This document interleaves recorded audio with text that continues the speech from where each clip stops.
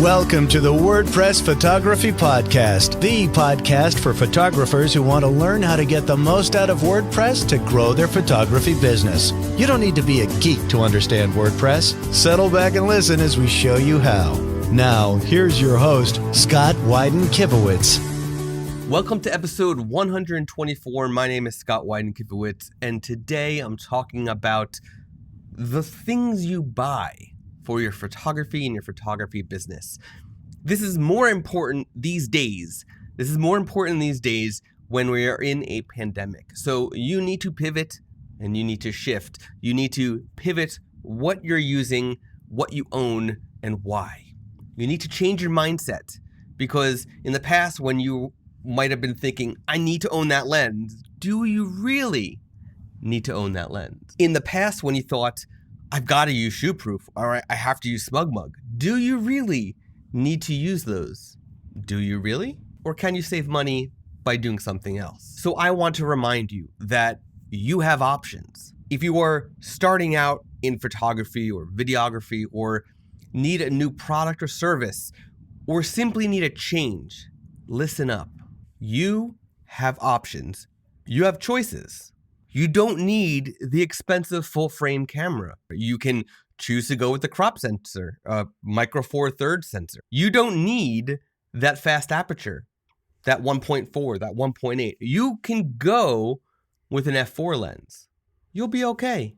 You don't need a high-capacity, top-tier memory card. Start small. Go with what you can afford.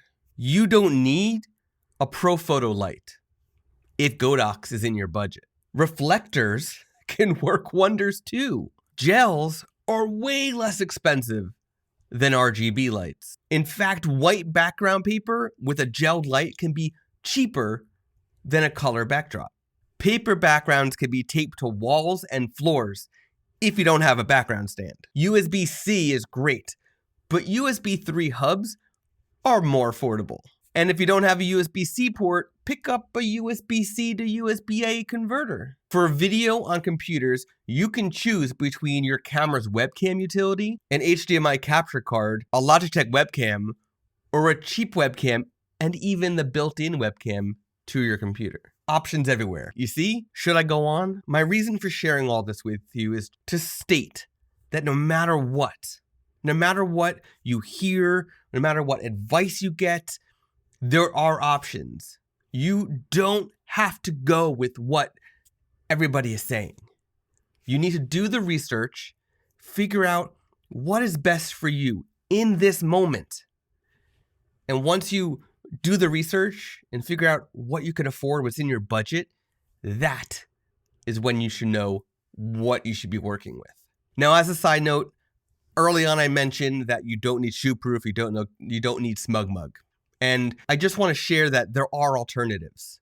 You are listening to this and you probably have a WordPress website. Over 40% of the web is powered by WordPress.